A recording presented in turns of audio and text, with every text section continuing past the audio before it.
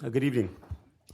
At this time, I would like to call the meeting of the City Council Housing Authority and successor agency to the Redevelopment Agency to order, and to turn this time over to the City Attorney for report on the closed session.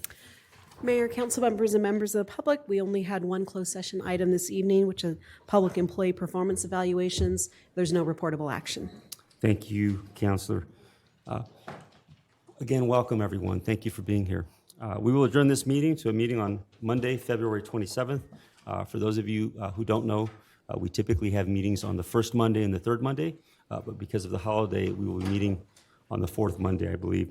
February 27th this year will take place in the council chambers located at 505 South Gary here in the city of Pomona. Closed session items will be discussed at 5:30 p.m. The open session will commence at 7 p.m. I want to remind everyone to please turn off your phones or silence them. Also, there's no eating in city council chambers. Certainly, if you have water, that's fine, but there is no eating.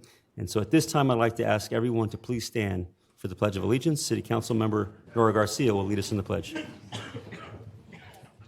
Please place your right hand over your heart. Those who are active or retired military, a salute is appropriate. I pledge allegiance to the flag of the United States of America and to the republic for which it stands, one nation, under God, indivisible, with liberty and justice for all. Thank you.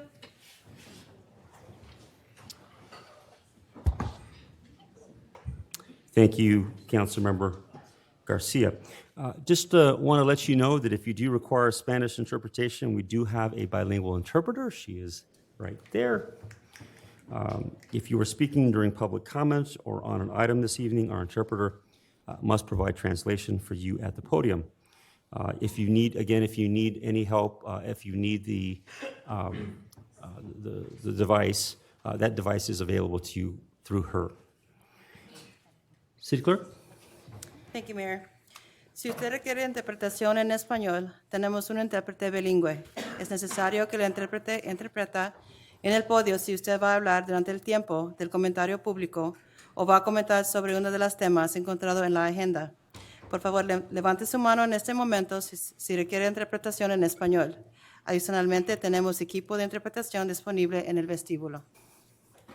Thank you. Okay, at this time, I'd like to ask you to please call the roll. Councilmember Nolte? Here. Councilmember Preciado? Here. Councilmember Garcia? Here. Councilmember Lustro? Here. Councilmember Torres? Here. Vice Mayor Ontiveros Cole? Here. Mayor Sandoval. I am here. Next item.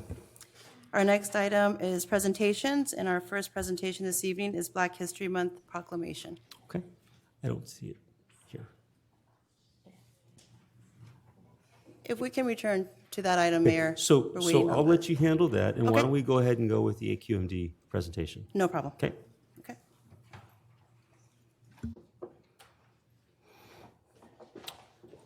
Oh, that was quick. Mayor, welcome.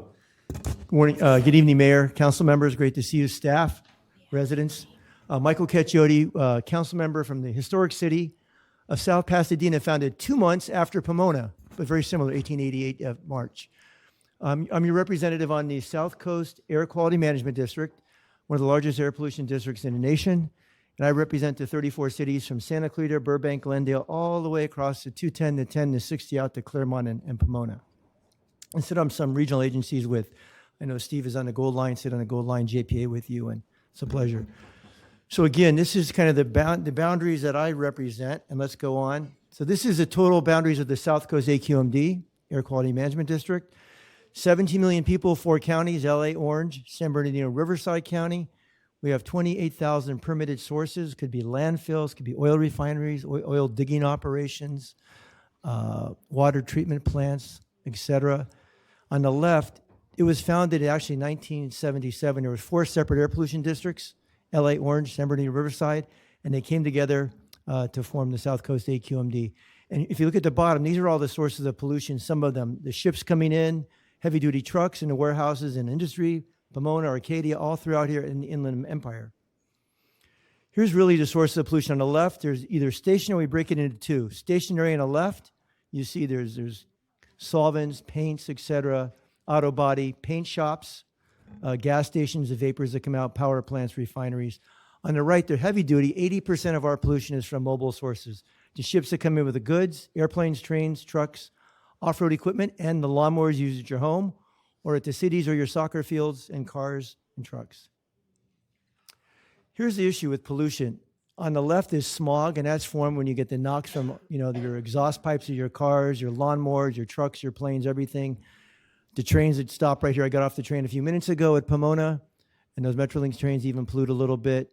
On the right is the particulate matter. This is really dangerous. If you look, that gray stick looks like that's your human hair, 50 to 70 microns. On the left is a piece of sand at the beach. But look at those little blue circles. That's PM 2.5. And the bigger blue one right there by the gray is your PM 10, the dust and stuff. But when 2.5, it is so small that it can pass through your blood-brain barrier and cause havoc. So it's really serious consequences. And here's where we get into it. Here's why we're so passionate about pollution, because what you just saw back here, here's what it does to your body, your friends, your families, even your animals. We knew for years it did the lungs, but now we know your heart and your brain. So it impacts each one of us because it goes through the blood-brain barrier and lodges in your organs, maybe for months or maybe for years. And whether it's autism, asthma, or Alzheimer's, it's going to impact people. And there's studies coming out every week, dozens of studies about the brain just in the last couple of years. And one last week I read about the MRI. They tested about 100 adults. And actually, with MRIs, and it saw that same people exposed to nitric oxide, PM, and then the same people, they put them farther away from a freeway, and it actually interrupted the functions of the brain. So this is factual. Here's why it's serious again. On the left, each column, prevent premature death, especially as people get seniors, clogs up the arteries too. Second one, prevents hospitalizations of youth, juveniles, and adults, 8,700 a year from asthma attacks. Third one, I coach soccer. First time last year, I usually have one or two kids every couple of years that might have asthma, has an inhaler. Last year, first time I had 3 kids in my team had asthma. Several times I practice had to stop. We practiced near the 110 freeway. Huge issue. 163,000 kids miss school or work. And on the right, it costs us $19.4 billion in health costs a year. So big impact on our health. Good news on the left, the blue line going down, pollution is going down, but with the fires the last couple of years, it's kind of leveled off, maybe gone up. The red is in that's going down too. On the right, this is cancer. If you look at the top one on the right, look at how purple, a lot of cancer in 2012, but a lot of efforts by 2018 improving significantly. Progress and challenges. The bad news on the left, look at all this, trucks, planes, trains, where the goods movement right through the 60 freeway, by your city, the 71, the 10, the ships that come in, the off-road equipment. On the left, who regulates this? What if we don't meet these? There's federal clean air standards. If we don't meet them, there's serious consequences, money-wise. So EPA controls nationally and all mobile sources. CARB, the Air Resources Board, some stationary infrastructure mobile sources. We can't really, AQMD, we can't. We try to. On the right, that's us. Stationary source like I talked about before, landfills, oil refineries, et cetera. We have a lot of incentive money. On the bottom, here's what happens if we don't meet clean air standards. On the left, stationary sources, bottom. We could lose 40 to 50 million this is $40 to $50 million that businesses, factories will have to pay more to clean up their emissions. In the middle, we could lose $600 to $1 billion in federal highway funding. That means on the right, the government, they come in, they've done this before. They'll say, okay, AQMD, you and all these, you could meet these federal clean air standards for ozone, particulate matter. We're going to take over. We're going to tell you, every Monday, only odd number of cars can drive on the streets. Every Tuesday, even numbers. And they've done this and draft outlines it to communities. So it's important for us to meet these. And the problem is, again, federal government controls this. But there's good news. We have a lot of money for incentive programs on the left. If you want to put in a new clean air furnace, there's a rebate program. We'll give you $1,500. Second column, residents, you want to get a nice electric lawnmower, turn in your polluting gas one. We'll give up to $250 for a self-propelled lawnmower. I've done it for 20 years. It's great. And the third one, if you get an electric car, you want to get an electric charger. I just got one. I'm going to see if I can apply for that or not. They're trying to determine, since I'm a board member, if I can. But you get $250 if you're making over a certain amount. But if you make under a certain amount, we'll give you $500. That pretty much pays for 80 to 90% of electric charger. Got to get an electrician to hook up the wires and stuff in a conduit.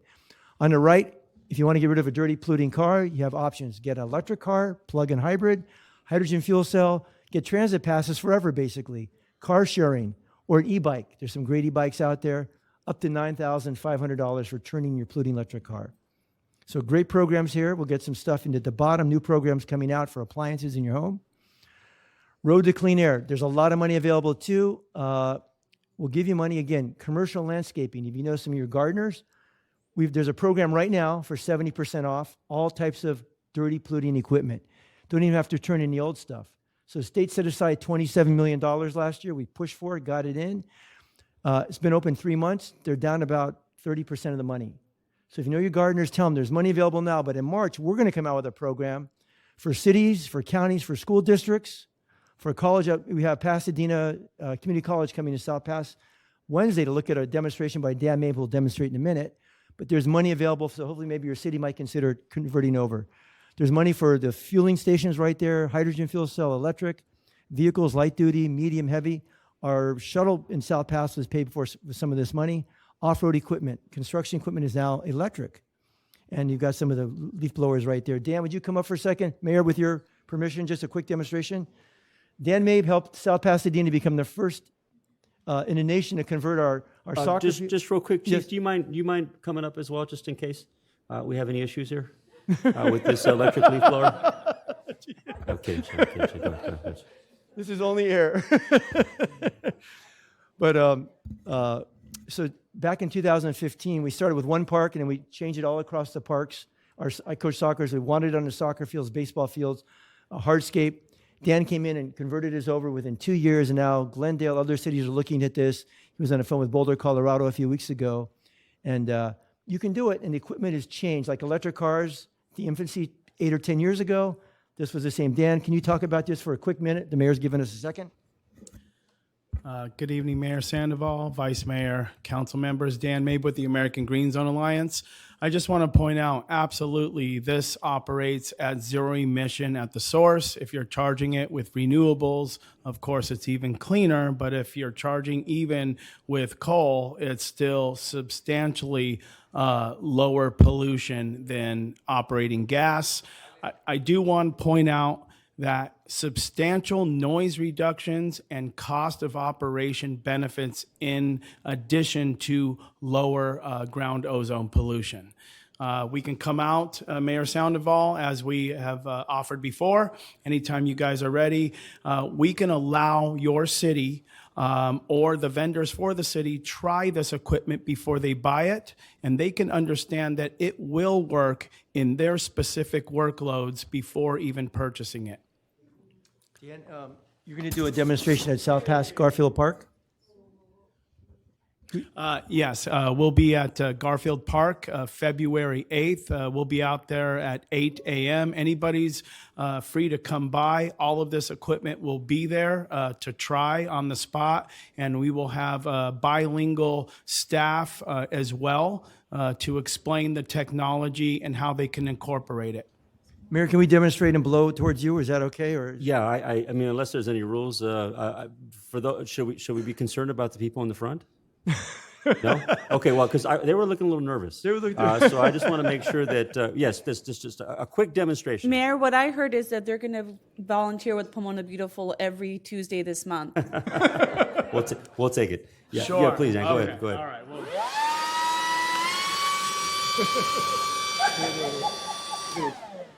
Thank you, Dan. It's Okay. powerful. thank you. Thank you. For those of you who are coming to a city council meeting for the first time, this generally does not happen. Thank you, Mayor. There's more money available, Mayor, clean air funds from AQMD and the Mobile Source Air Pollution Reduction Committee. There's money available there for grants. And finally, at the bottom, every city gets money every single year, and I think you have in your account, looks like $195,000. So every year from car registrations, South Pasadena, Arcadia, Monrovia, Duarte, Pomona, depending on your population, they get, so on every car registration is a $4 charge. That passed in 1990 by the legislature. It's got to be used for reducing mobile source pollution. So every city gets 40% of that $4 every year from your car registration, just like South Pass, a lot less, of course. And you can use that money however you want it to reduce mobile source pollution. Get rid of your polluting diesel trucks, cars. If you have any equipment, we've got a couple dozers and stuff like that. We've always got water breaks. So we're looking at converting over some of our off-road maintenance equipment. We've converted a couple of our public works trucks, the F-450s, F-550s, to compressed natural gas as they're coming out of electric. Now we're going to be doing that too. We've got new charging stations with that money. So every year is just get replenished. See, but you've got to use it for reducing mobile source, and they've allowed us to use it for our large riding lawnmowers we cut the parks with too, to convert over. And so there's, on the far left, we've got service for you, Mayor. If you have small businesses need assistance and maybe they've got to get a permit, you can call this number. We'll send staff out to help them. If somebody sees a burning, a car just smoking or something, an odor in the neighborhood, or a company, you see there's some weird smells coming out, call that number, 1-800-CUT-SMOG. We'll send investigators out there within a few hours. So we've been out to Hyperion water treatment plant over in Sepulveda almost every day. We get like 20 calls a day. So they're on a notice of violation. Serious violation. We're trying not to close them down. We've had an agreement to settlement, but it gets worse sometimes. The landfill out in Sunshine Canyon off to 210 in Sylmar. The last couple of weeks, we had 21 last week complaints, and we were able to establish a complaint, so they're on a violation. They get fined. If they don't clean up, then we really fine them or close them down. So there's air quality. On my way here, I got the app, and I'm on the train, Mr. Mayor. I checked, and the air quality was great. I went through in Montebello. I stopped in Industry. When I got here, air quality is great today, and checked there, just automatically converts it over. We even have sensor training if you want to. If you want to get it, people can buy sensors right now to test the air quality in your neighborhood. We'll teach you the best ones to buy. We've got the only air quality sensor performance evaluation center in the United States. And just information myself. Call me anytime. Contact me by phone. Email me. I've got my consultants here. Ben Wong is my consultant, former mayor of West Covina. Rainbow Yoon, our staff member. And any questions, Mayor? Thank you for your time. Thank you, Mayor. Appreciate you being here and sharing this valuable information. So just for the council, if you have questions, please feel free to reach out to either Mayor Cacciati or Ben Wong, who is his consultant. And if the public has any questions or wants to know more about the rebates or any particular information that Mayor Cacciati shared, please make sure you take down this information. Thank you so much for coming out here. We appreciate your time. And I would just say one thing, and certainly we haven't made any final decisions, but when we were going through the waste hauling contract process, one of the requests by the City Council was to explore bringing back in-house our landscape maintenance. And in so doing is looking at possibly going green across, what would it take for us to go green across our landscape maintenance team, from vehicles to the equipment. So I think we're certainly moving potentially in that direction, but we're not quite there yet. But it's certainly something we'll be coming to you to for your guidance and assistance. So, and particularly you, Dan, because I know that you work in this area. And Mayor, Glendale started slow like this about a couple years ago with Dan and us. We worked, they came out to South Pass, watched us, did demonstrations. They started with a park, several parks, now they're like 80%. Wow, that's great. Thank you. Thank you for your work. Thank you, appreciate it. Okay, so I want to go to our proclamation, and I understand that we had some issues with our proclamation in terms of being able to get it on and getting it printed. So I want to extend my apologies, but we still want to do it. And what we'll be able to do is tomorrow we'll be able to get a copy and make sure that we get it into the hands of the NAACP and the African American Advisory Alliance. But I'd still like for you to come up, okay? If I could ask the council to please come on up.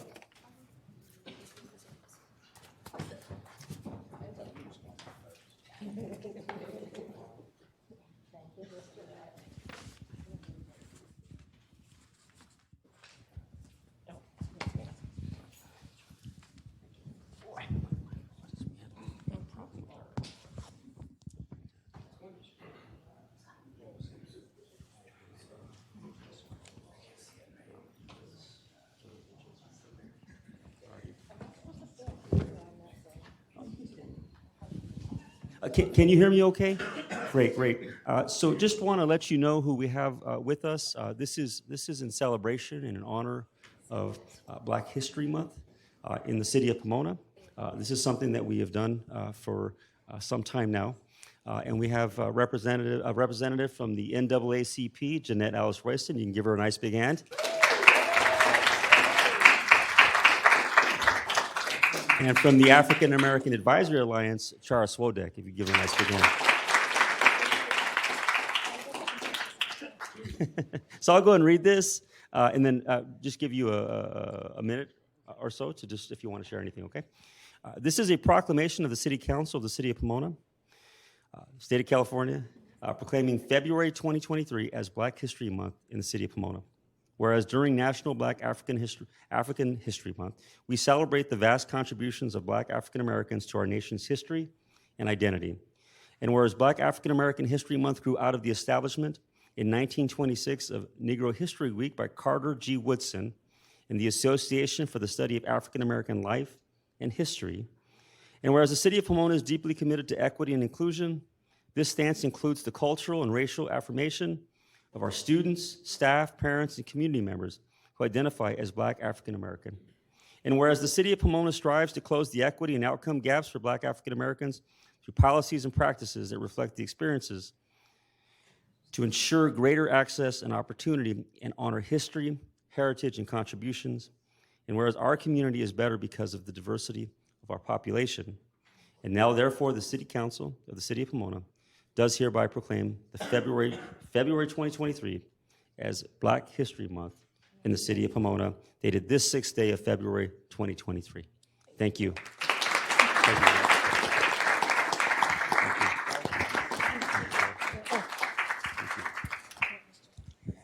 Good evening, everyone. Thank you so much for this honor. Every year, our mayor actually recognizes the African American in the city of Pomona.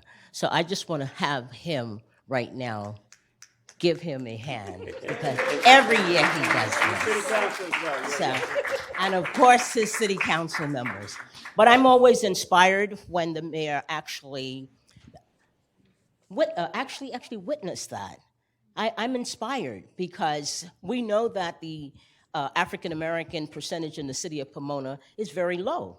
So when I say low, I do mean low compared to other ethnic groups. So I'm always inspired, and I'm always honored that it actually gets to this point that we receive a proclamation of Black History Month. So thank you so much, Mayor, and thank you, his team, his cabinet members. Thank you all, appreciate it, and the audience here.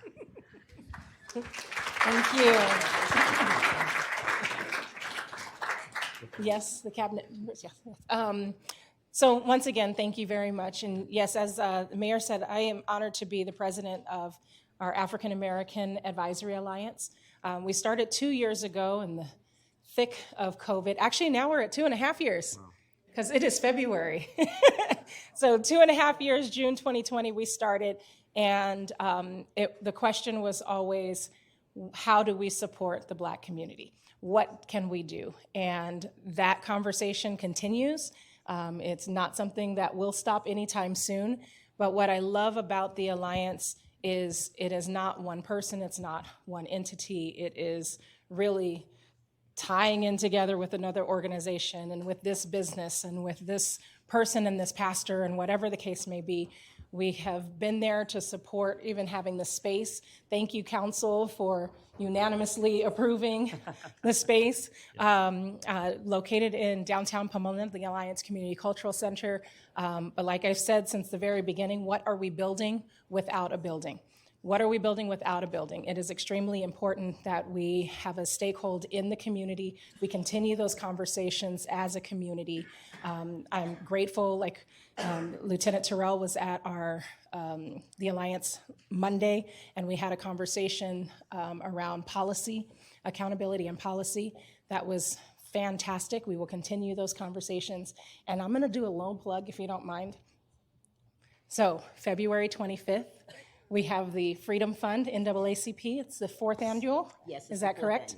Okay, so we have the Freedom Fund going on February 25th. Later on that evening, we have Mini Mardi Gras in downtown Pomona in front of the Alliance as well. Yes, I said Mini Mardi Gras. Get some beads. And earlier that morning, we also, Pomona College is hosting their very first Black Youth Conference. So February 25th is going to be a fantastic full day. But again, I'm extremely grateful, and thank you very much for the time and the honor. I didn't know I can do a commercial. Yeah. Can we have our professional photographer come and take a picture?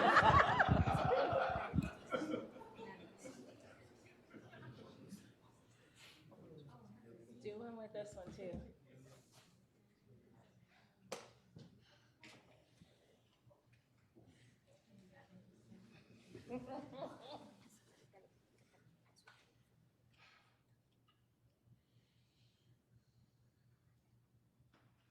Let's give our deputy city manager. You good? Thank you.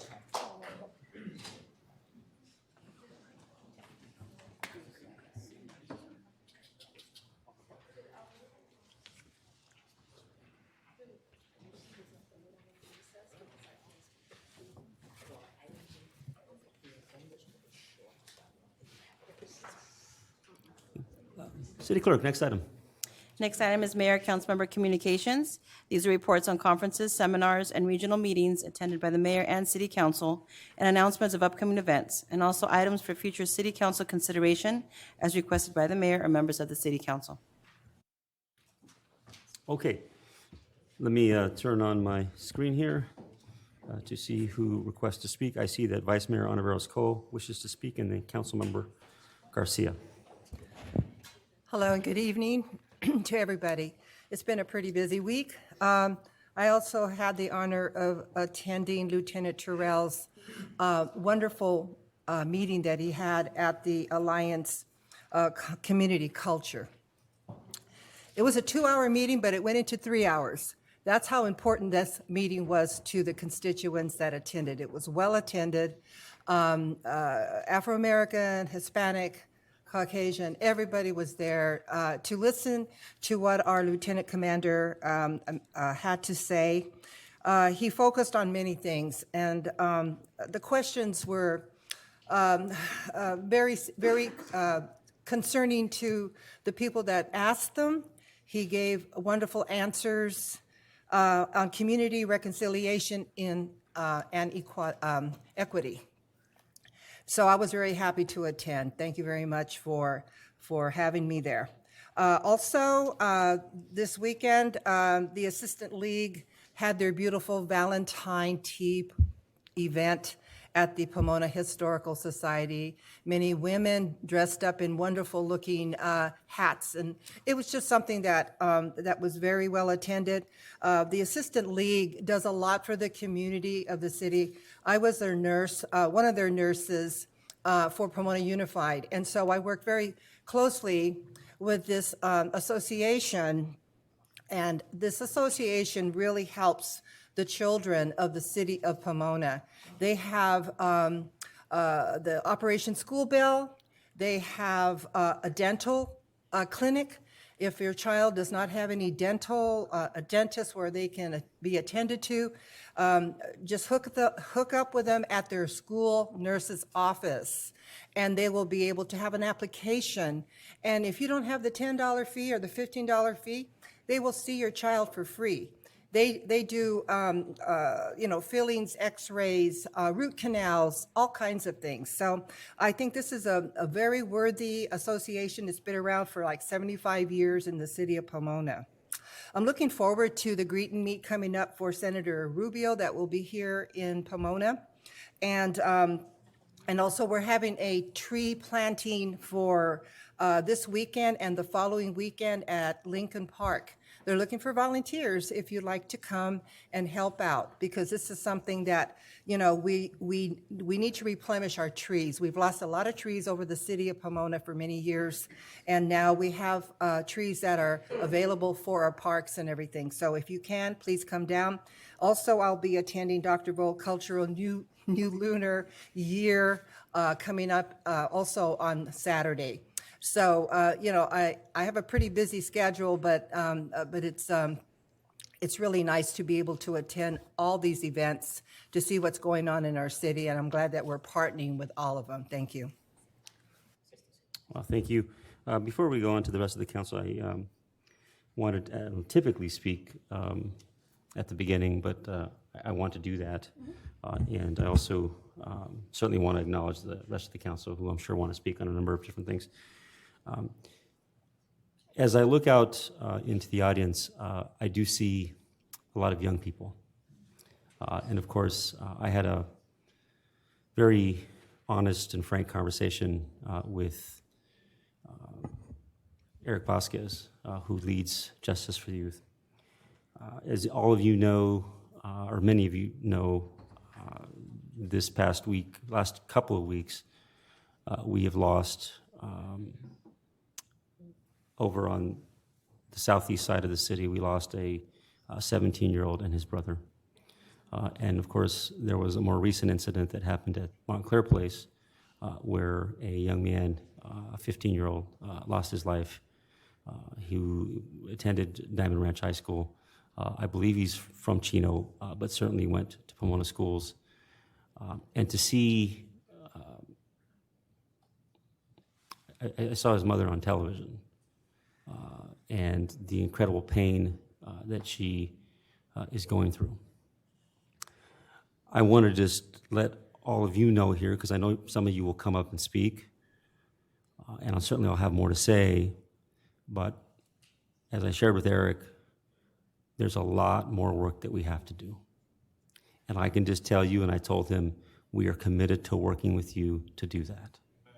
We are committed to ensure that our children in this city have the opportunity to realize their full human potential, and that they don't end up dead, they don't end up in prison, they don't end up homeless, they don't end up on the streets, they don't end up drug addicted. That is the reality. And I believe that the type of change that needs to happen doesn't happen in a day. It doesn't even happen in a week or a month, but it takes years to do this kind of transformational work. And I believe I speak for the City Council when I say we're committed to working with you to do that. In fact, the City Council 2 years ago, in fact, even before 2 years ago, understood that we needed to spend more dollars on our children, to increase funding for more programming, more activities. And in fact, when we received the monies from the ARP funds, the federal funds, is to commit $10 million over the next 5 years in addition to what we're expending. And we know as a city we can't do it alone. We need to partner with organizations that are doing good work. In fact, earlier today, and I just want to extend my thanks to Benita, who helped to organize it. And just so you know, it's Benita's birthday today. And she's been in meetings all day. So happy birthday to you, Benita. Happy birthday to you. But as many of you know, through the Bloomberg Harvard work, we zeroed in on 0 to 5.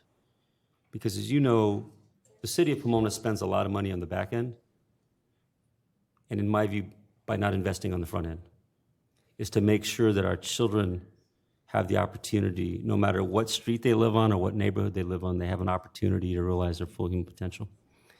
And so we convened at the Dawes Center for the Arts, organizations, the school district, community-based organizations, parents, around this 0 to 5. But we know that it's not just about 0 to 5. There are kids who, of all ages, that are facing serious mental health issues, family issues, community issues, friend issues, addiction issues.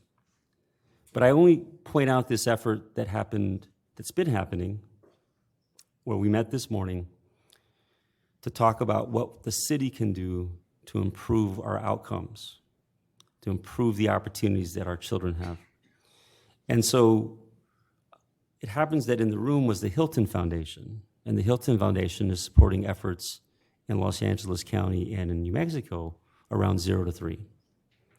And the city, in partnership with UCLA and the school district, is putting forward a grant proposal that I believe begins to look at the long-term impact that needs to happen in order for us to get the results and outcomes that we should expect. I, as mayor, get tired of hearing, well, that's Pomona, that's just the way things are. That's not acceptable.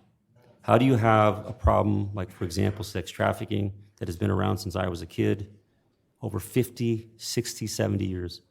I still remember one of my classmates who was gunned down in the alleyway because he was going to testify, innocently had witnessed a crime and was gunned down in the alleyway. As a result, I knew his brother, played Little League Baseball. These are the same problems that have persisted, at least in my lifetime. And it has to change. And so I share that because I know you're gonna come up here and you say exactly what's on your mind and what you feel, but I just want you to know that we are committed to working with you to change those outcomes. Because the city cannot do it alone. We cannot solve these, what we call intractable, long-term problems by just making a simple policy decision, because if it was that easy, we would do it. We can't just throw money at it either, but we can certainly put more money at it to be more intentional about where the need is. I'm not here to say we have the answers, but I know working together we will. And in fact, some of the work that we have started, not because of us, but the work around pre-arrest youth diversion would not have happened without community organizations coming to us and saying we need to address the issues of our young people who are caught committing what we call a crime and putting them in the juvenile system or prison. Not acceptable. So, again, not coming here because I feel like I have the answer. I'm just putting this out here because I know that this is important to you. This is something that my hope is that we're not talking about these same types of community problems 10, 15, 20 years from now. But I also know that there's kids right now who need support, need help, and we as a city have to continuously work together to do a better job with you. So I say that. Shifting, because I know the council wants to talk about some other things. Just wanted to share with you that there's a group of community members that have started to meet. By the way, there are community members who have been meeting on this issue of human sex trafficking for a long time. But there's a small group of folks who live out near Indian Hill and Holt that have come together with myself and other organizations that have been doing work for a very long time in this community around particularly supporting the women who are in sex trafficking. And many of them, some of them are minors, some of them started when they were minors. And so we had a meeting on Saturday. I just want to let you know that those meetings are every first Saturday of the month at Montview Elementary. If anyone has an interest in learning more about this work, there's an update portion of it in terms of the work that we're doing as a city, but there's also more of a working group that is trying to figure out how we might effect change, how we might come up with solutions to address that issue. And then just lastly, I'd like to, James, if I can ask you, and I spoke to Kirk about this, I'd like to bring forward a discussion item as soon as it can, but certainly want to be respectful of staff time on a project labor agreement. This is something that we've been talking about for some time, and I know that we've had some good conversations, but rather than putting it as an item to make a decision, I'd like to bring it back as a discussion item so that we can explore. We know that there's obviously a value to this, but we know there's some challenges, but we want to make sure we get to the right place should we decide to move forward with that. Okay? All righty. With that, I'll go ahead and turn it over to Councilmember Garcia, and Councilmember Torres, and then Councilmember Preciado. Thank you. Thank you, Mayor. Just to shift the tone slightly for a moment, I would like to thank Clean and Green Pomona, as well as the 50 youth volunteers from the School of the Arts, as well as the Gary High School AVID program for coming out to District 3 on January 28th to plant 35 trees. 50 volunteers, 35 trees, less than 45 minutes. I provided the donuts, and I'm very happy to do so. Our youth is wonderful and beautiful and so full of potential. So I really appreciate that and look forward to planting trees at Lincoln Park. I would also like to remind everyone that we have Play with Clay this Wednesday at the Pomona Public Library, hosted by Amoka. Please bring your kids out, have them have a fun, interactive moment. But I do also want to touch on what the mayor just said regarding our youth. As a teacher, I see the struggles that our young people go through every day. There is a serious mental health crisis in our country. As I was telling the mayor earlier today, I feel like everyone just needs the biggest of hugs. There's so much emotion, anger, hopelessness to process out there, and I see it every day with my students. In some groups more than others, and it really brings sadness to my heart. So as I told the chief, who has been very open in communicating with me about the lives lost in my district 2 weeks ago, every single family and person involved in these incidences is a victim of something. Their lives are physically ended, mentally ended, families are torn apart. Everyone loses in these situations. Our communities lose, their families lose, they're changed forever. So I thank the mayor for reinstating our commitment to make this better. I was just thinking as he was speaking that 4 of us up here are both Pomona born and raised for all intents and purposes. We've all gone through high schools here. We've all have friends who have made not the best of choices, and 4 of us are lucky enough to be up here, and I think several of us are lucky enough to be raising our children here, to have raised our children here and attending Pomona schools. I do want to thank Project Hope for meeting with me last week to discuss their wages program, and I'm going to pull up their definition of the wages program very quickly right here. The wages program is the Work and Gain Education and Employment Skills Program, which prepares justice-involved youth and young adults for employment through education, training, paid work experiences, mentoring, and leadership development. If you know of a TAY or a young person who is available, who could benefit from a program like this, please let me know. Project Hope has committed to communicating with them in a day or two to really deal and help them deal with whatever they have to go through to re-enter a positive path in their lives. I also want to thank Pomona PD for helping us get our Cal VIP program underway, hopefully in the next few months to a year. One of these timelines, we'll be able to get that here in Pomona, but I agree with the mayor. And I want to acknowledge a comment that some of my constituents have made. We must absolutely do something to keep hands and assault weapons out of the hands of young people. But in my mind, most importantly, we need to find a way from preventing them, the mentality that having that gun in their hand is the only option they have. And that is, I think, what we've been fighting against for years and years. They can't just see that as a solution, and that can't be the only solution that they can find. Something else must be done. So thank you to Just Us for Youth for helping our young people. Thank you to Project Hope for continuing to help our young people. I believe I saw Gente Organizada in the audience. Thank you to you guys as well for doing that work. And we must all work together to make sure that this is solved. And I'm talking about true open collaboration and not just saying we're going to do it and not do it. We have to set down our own barriers, our own walls, our own misgivings, and really come together as a group, all of us, for our young people. So thank you, Mayor, for allowing me to speak, and thank you again for reiterating our thoughts. Thank you. Thank you, Councilmember Garcia. Councilmember Torres and then Councilmember Preciado. Thank you so much. Appreciate it, Mayor, for the passing the baton over. You know, one of the great things about Pomona that I witnessed growing up as a kid and being on the city council is, you know, the fact that we have so many great organizations and people in the community that do come together during difficult times.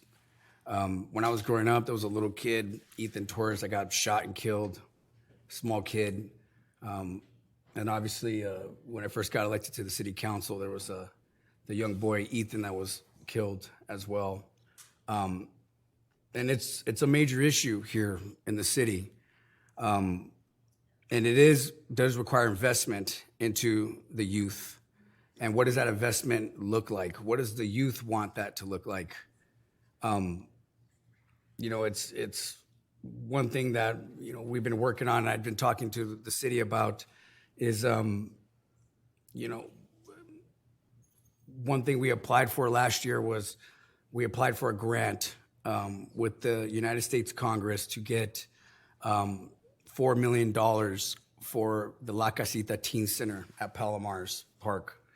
And I've been holding on to this information for about a month or two, but since the city had found out about it, I just wanted to tell people, because they've been asking, is that we will be receiving $4 million from the federal government to invest in Palomar's Park Teen Center, La Casita Teen Center. And just like the mayor was talking about, that's the type of investment we need in the community. My mother, when she was on the city council, she built the skate park, and she built that La Casita Teen Center. And one thing she did was she included the community in those discussions, and she invited the youth out. The youth designed that skate park. It wasn't the staff, it was the youth that designed that skate park, and the youth that recommended what type of education programs go into La Casita Teen Center. So fast forward to today, one thing I think we should do is engage the community and ask the youth, what do they want La Casita to look like? And some people in here want to continue to shake their heads, right? Yes, sir. But the reality of the situation is I want to encourage the community to do not take advice from these individuals.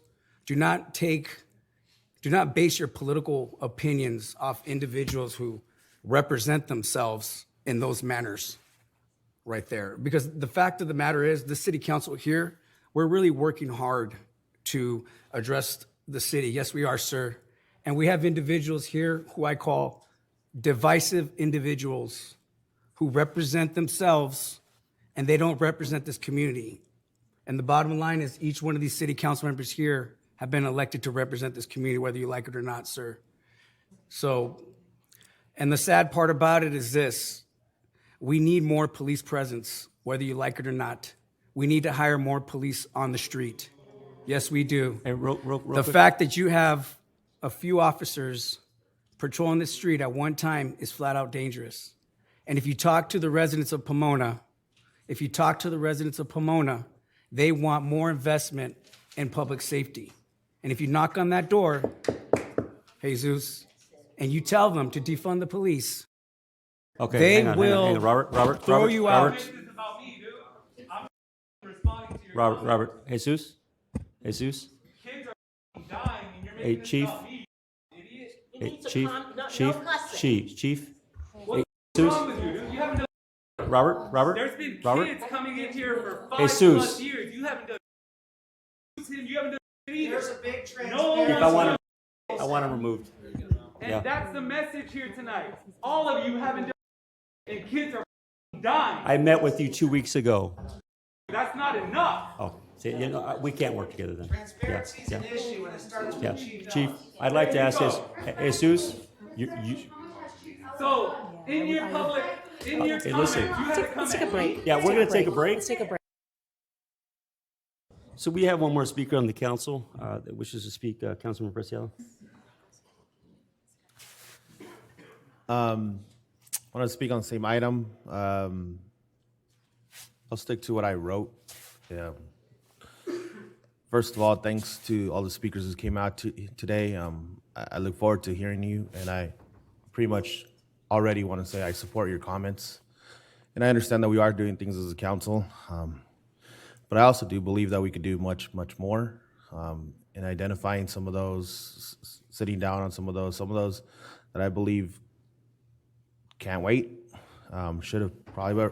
I've asked for a couple of things. I'm grateful for the things that we are moving forward with. Yeah, I'll concentrate on this. I'll start off with that. When I first found out about the killing that happened in South Pomona, I took a screenshot of it, and it's been with me, and then as well as the Montclair ones. And I was just like, man, this just happened right after Monterey Park. This just happened right after Half Moon Bay. And I know that these youth or young adults probably won't even get spoken about it anywhere on any type of media or anything like that. But I know for me, they've been with me in my head this entire time. And so I just want to tell people, please don't get used to these deaths, these murders. I believe some people already have, but I always ask that you keep it at the forefront, like bring it back.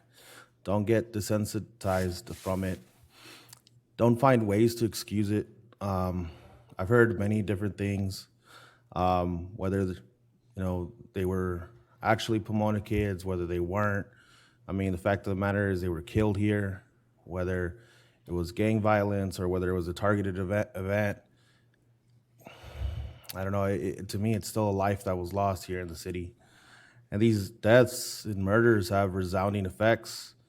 The one in South Pomona was at a young adult's birthday party. My nephew and his brother were supposed to be there.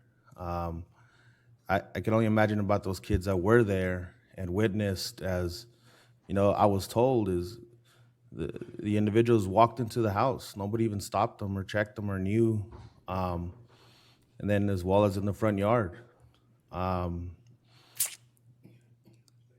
The neighbors, the kids there, the parents of everybody there, even for people who were going to be there, now those parents there, it has resounding effects and trauma that, if it's even been said, inner city kids have, and families have more PTSD symptoms than even those that are signed up in the military. Something I want to caution and something I was thinking about and a lot was this assumption of having time. We will do this in time. We can do it in time. And the more I'm on this council, I always think it takes so much for things to be aligned in the right way.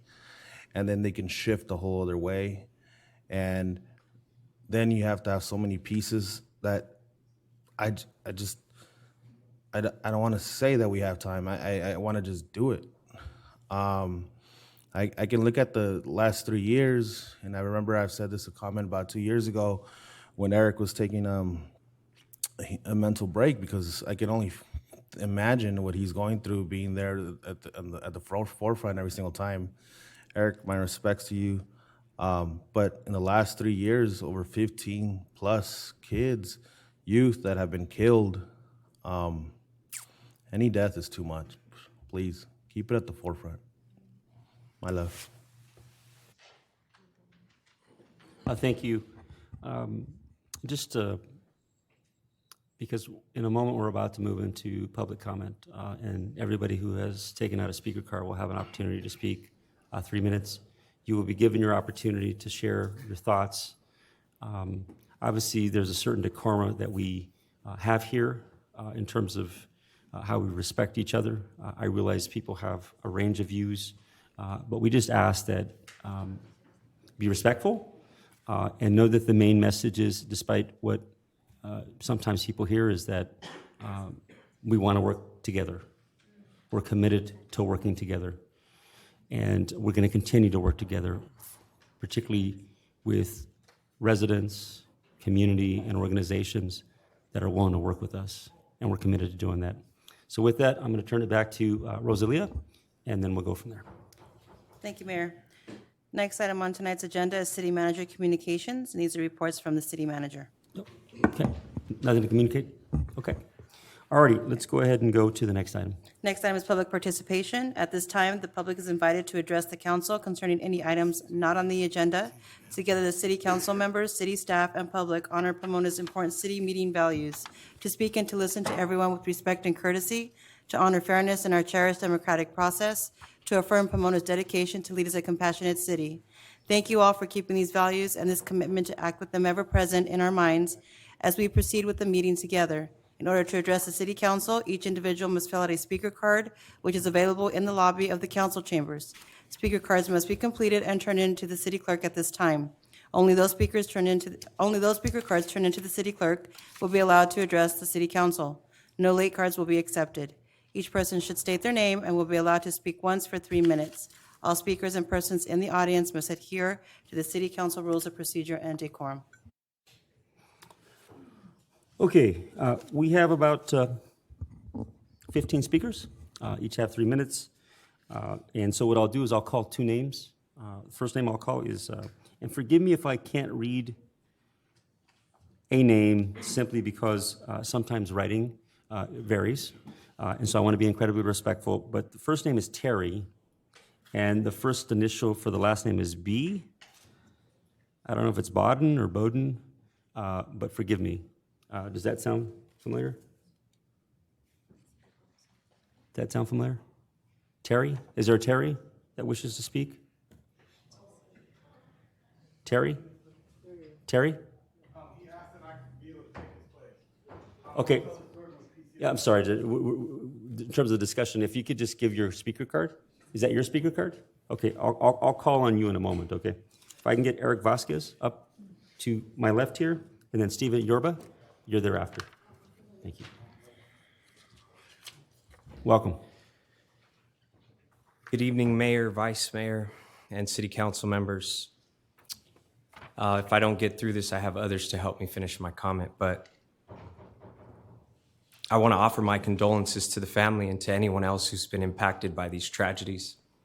Over the last couple of years, we've lost many people, young people, and I want to take a moment to read their names aloud and to remember them and to honor them, but to also allow their lives to move us forward together. Be mindful that every one of these young men were under the age of 25 years old, and I don't even name some due to privacy requests. A. Gonzalez, all of these young men were murdered. A. Armenta, G. Walker, A. Esqueda, A. Aguilar, J.L., N. Higgins, K. Castro, R.H., J. Mora, J. Serrano, P. Nephews, R. Nephews, O. Espinosa. The following have died by overdose: A. Davila, A. Martinez, A. Lopez, A. Solorio, J. Flores, J. Mendez. The following were death by suicide: M. Carcova, Y. Manico, and A. Hardy. I could say a lot of things, but I've called a lot of you all personally, so let me just stick to this. Tonight, I'm here to stand together with the community in solidarity. We got to ask ourselves, how will these losses of life call us to action? I want to acknowledge the good things that the city is doing. You mentioned a handful of them: pre-arrest diversion, violence prevention through CalVIT, Bloomberg, Harvard Initiative for 0 to 5, youth sports, grants being offered to CBOs like us. And I know that we have a long-term strategy for care for our children, but I believe that times like these demand us to act more urgently. And here are some recommendations to take some urgent steps forward. And I want to explicitly state with respect that I am not asking for more policing, but I am asking for a compassionate and restorative approach. Firstly, that we would quickly finalize the shared use agreement with Pomona Unified so that school gyms and facilities can be made available to youth by March. I ask that quickly we activate unused teen centers and community centers through partnerships with CBOs, places like Kennedy, Renacimiento, Willie White, you mentioned La Casita.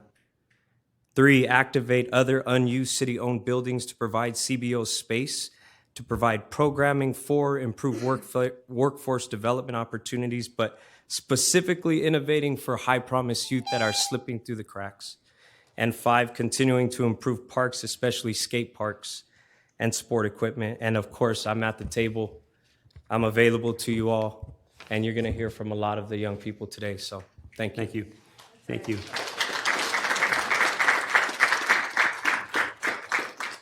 Steven Yorba?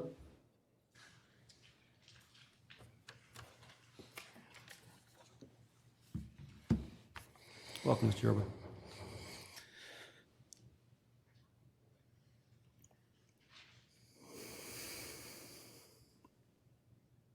Thank you, council and community. Condolences to all affected by these tragedies. I rise tonight in solidarity with any collective effort that is meant to address real, measurable change around the well-being of our communities, especially our youth. Related to this, I want to offer an expanded understanding of the place and role of urban farming in our city. At Lopez Urban Farm, we live by three fundamental principles that are faith, justice, and relationship. We provide a space where all three of these can be practiced in measurable ways. We are cultivating a safe place for our community, not as an escape, but as the context for real change. An urban farm provides an opportunity for folks to explore new ways of being, a place to nurture new ideas, test alternative ways of living, and providing a launching off place for justice making. Do not be fooled by our docile appearance. Our work is subversive, radical, and revolutionary. We seek nothing less than the continued transformation of our city into the fullness of its potential. We demand a compassionate way forward in dealing with these complex issues that face our city. Compassionate, not as a passive, submissive gesture, but as a constructive way of getting things done collaboratively, seeking restorative justice for our most vulnerable. I want you to imagine tonight for a moment our at-promise youth in Pomona empowered to build their own half-acre farm. Imagine them with shovels in their young hands, tending beds teeming with fresh vegetables, fruits, flowers. Imagine them in that context, learning how to care for earth. Imagine their time spent learning how to cultivate life. Imagine the personal change that would be possible. Urban agriculture has the medicinal power to create such an experience. I want to say tonight that these images are soon to be reality. At present, Just Us for Youth and Lopez Urban Farm are working on a possible partnership, making this a reality. A working farm and green space created by and for our at-promise youth here in Pomona. I hope you will help make this and future projects like this an active part of our city planning, our parks planning, our family and neighborhood planning, and any future master planning. Thank you. Thank you. All righty. Just want to be respectful of everyone. I typically, we can certainly clap at a lot of folks who are going to be speaking, but I'm going to ask that to the degree that we can, if we can refrain so that we can keep this going, but we are listening to what you're saying, okay? With that, Jeanette Ellis Royston. I know she was here, but she may have left. Okay. Ronald Copeland. And then Arlene Alonzo after Ronald Copeland. Welcome, Mr. Copeland. Welcome to me. Yeah. How's everybody doing tonight? This is my first time being at one of the council meetings. I'm a former Pomonian. I moved away probably about 2 years ago, but I was here probably about 25 years. I was used to be part of the problem until God touched my life, changed me around. Now I go into the prisons. I minister in the prisons. I've been doing that probably about 18 years now. And, I talked to God and I said, God, I've been going into the prisons, dealing with a lot of the elderly and older guys. I want to deal with some of the youth. So I prayed. The next day or two, God hooked me up with Eric. I had met him probably about 4 or 5 years earlier. But talked with him, told him, hey, I got a limited time. I don't know exactly what I can do for you, but point me in a direction, use me however you need to do. So I've been helping him for the past almost year now with the youth and getting involved with the youth here back in Pomona. Like I said, I've been away for 2 years, but God has had me here the past year. Look like I'm living back here again. But I'm here to just let you know, God is looking down on you. God is looking down on this organization and saying, hey, I got you in position. I got you in order to do some things. Whatever you can do to help these organizations out, you need to do it. We're not here to complain or point fingers at anybody, anything like that, because you can always point some back at me, okay? But we're here to just help. One of the youth that just did OD'd, I saw some things going on with him, and so something just told me to try to reach out to him. So I grabbed him one day, hey, let's go out to lunch. You know, I had a little bit of time between work and going to the prison. So let's go out to lunch. I said, let's do it next week also. I wasn't able to go out to lunch with him as long as I wanted to, but I took him out to lunch. I told him next week we're going to do the same thing. But my schedule changed, so I had to call him like the day before and tell him, hey, my schedule changed, but I guarantee you we're going to do it next week. That same date I was supposed to meet with him, he OD'd. You know, that hit me hard. Eric called me and told me he had OD'd. It hit me hard. So I know God has allowed me to come in and come alongside him and help him in any way possible to help with these youth. I'm going to be here to do what I can, and whatever you guys can do, pitch in and help. Thank you. Thank you, sir. Artie, let's go ahead and call up Marcellus Jordan. Okay, you're up, sir. And forgive me, I did call Arlene Alonso. I know she was here. If she comes, then she can speak after you. Mr. Jordan? Mayor Sandoval. Welcome, sir. Thank you. Mayor Sandoval, Vice Mayor, esteemed council. Thank you for having me. My name is Marcellus Jordan. I'm with PCS Family Services, formerly known as Project Caring and Sharing. Our director, Senior Pastor Ivory Brown, asked that I attend today on his behalf. Therefore, unlike Pastor, I'll be brief. We've been based here in the city of Pomona since 1987. We are a CBO whose focus is on the betterment of our community by providing the necessary services to ensure the daily basic needs are met, such as food, clothing, employment, housing, etc. We do not provide all of the services ourselves. What we have done is partner with strong network of agencies to ensure that there is no gap in services provided. We would like to see Mayor Sandoval and the City Council form a collaboration of organizations who will work together to help provide long-lasting solutions that will benefit the community as a whole, and thus ensuring a sort of checks and balances so that no single agency becomes self-serving. Our desire is just to see the genuine progress is made. Now, I'll give a quick background on who I am.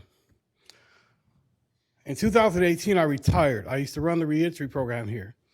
We were partnered with the police department, parole, probation. We had a very successful work program here in Pomona. After I retired and the funding shifted, as with most CBOs, reentry work program was put on the back burner. I've been recently called out of retirement to come back and make that program flourish once again.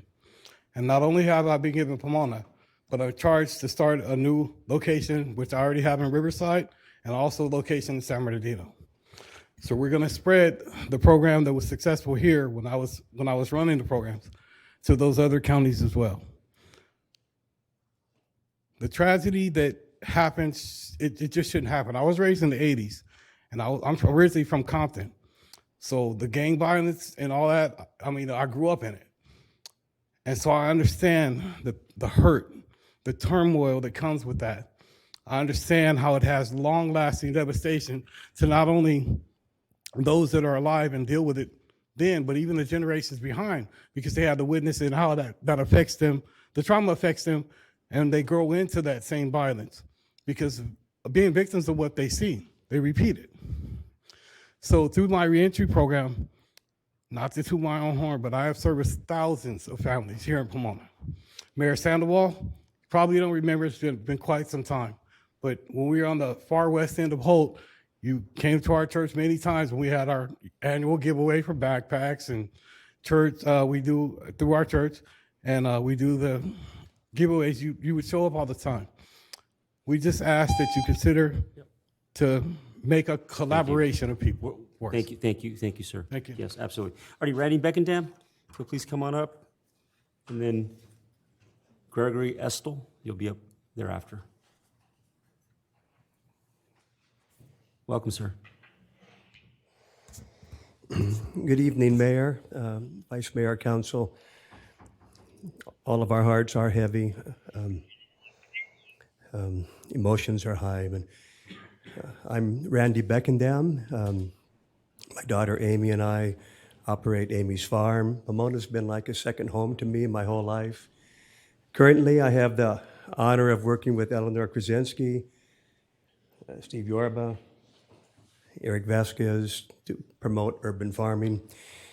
But 20 years ago, Ray Bryden, an agriculture teacher from Chino High, would come to the farm and share stories with me about troubled youth that he was working with in 4-H and FFA. And he said, Randy, it's incredible. I give a youth who's struggling an animal to take care of, or I give them a plant or a garden to take care of. Instantly, something flips in their heads. They become nurturers, life givers. The idea of destroying things or killing or destruction, you know, they want to come home and take care of their garden or take care of their animal and be a nurturer. And he had a lot of success. 3 years later, Ethan Esparza was gunned down celebrating his 4th birthday on his front yard. I called up Ray. Have you seen the paper? He said, Randy, I went to the funeral. He didn't even know Ethan. I said, Ray, we got to do something. He said, what? I said, let's go to the city and promote urban farming for gang mitigation. So we came and we launched Operation Ethan, everyone together, healing all neighborhoods. I'm not here to claim urban farming will solve gang violence. It's what I can do. It's my contribution, but what I am here to claim, every single person can answer the question, what can I do? We have this Operation Ethan brochure. It's around the corner in the thing. I'm just going to read a list of ideas. Adopt a child, mentor an at-risk youth, volunteer at a food bank, glean at a local farm for a food bank, start a neighborhood watch program, help in an afternoon homework club, organize a neighborhood cleanup day, grow food in your front yard, become an urban farmer, start a children's garden in your neighborhood, locate and befriend a shut-in, start a 4-H chapter, support your local farmer's market, grow and tend flowers in your front yard, organize a neighborhood fruit swap, create a local neighborhood contact list that includes birthdays and anniversaries. Thank you, Randy. Alrighty, Gregory Estel, you're up, and then Eleanor Crescenzi, you're up thereafter. Mayor, Vice Mayor, and members of the Pomona City Council. Greg Estel, 695 North Gordon Street. I was in attendance on the August 1st meeting when a rental urgency ordinance was voted in by this council. It has been over 6 months, and so, to my knowledge, the housing providers in the community have not been informed of all the restrictions of this ordinance. One of my customers has been wanting to sell his rental property in Pomona for a long time.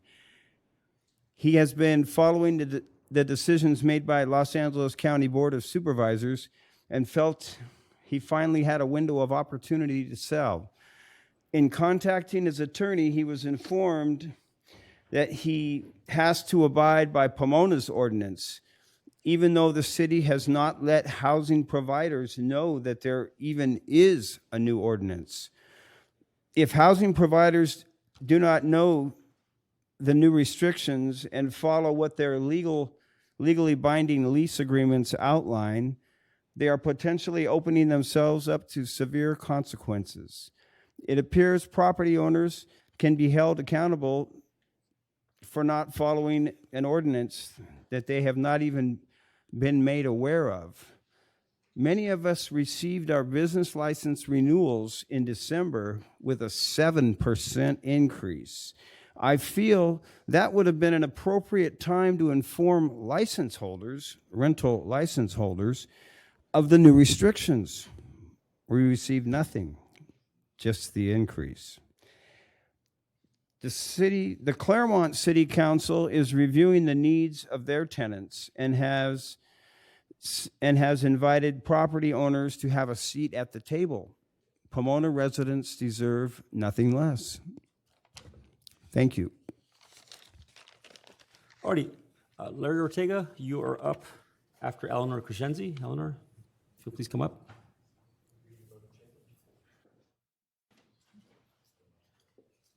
Welcome.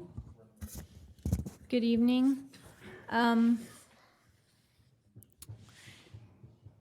Today I had hoped to be able to really continue in the vein of acknowledging people who have been making substantial contribution to the community. And I had selected to really celebrate and honor local Pomona resident and activist Yesenia Miranda Mesa, who has been working tirelessly and without really any stop at all in dedication for housing rights here in the city, addressing people at council meetings, elevating the voices and contributions of others, contributing in the gardens, and also directly asking to be at the table, asking to be at the table, asking to be at the table, and not always there. I want to shift a little bit in response to what's happening today. So I'm going to continue my comment the next time I'm here, really celebrating the contributions of Yesenia. But today I want to elevate the importance of the skill of all of you on the dais in listening. It is your role to be able to listen through anger. It is your role to be able to exercise good judgment around funding and not to continue to just do what has always been done when we can see by the results in our community that what has always been done isn't actually resolving the issues of violence in the community. I work every week in the streets with people who are currently living in the streets, and we engage with about 150 to 250 people, making direct contact with people, doing harm reduction, hygiene, food distribution to at least 60 people each week. A lot of these people are also engaged with by the police department. They don't need more policing to help them. Often they're afraid of those resources, but those same individuals will call out to us for help. They will ask us for resources. We've been able to help people get hearing aids, glasses, housing, into programs. We need things that are accessible to the community, and we need to diversify the way that we're engaging the community and consider funding programs that are taking a different approach. There are a lot of CBOs here that are looking for space, that have great ideas, and it's time to start putting some money into the hands of the people. Thank you. Alrighty, thank you. Larry Ortega, you're up, and then John Perez, you're up thereafter. And then I have two more speakers, Brent Parker, forgive me, and then the last speaker, Nora Jacob. Welcome, Mr. Ortega. Thank you, Mayor, City Council. My name's Larry Ortega, and my family's been in this community for over 119 years.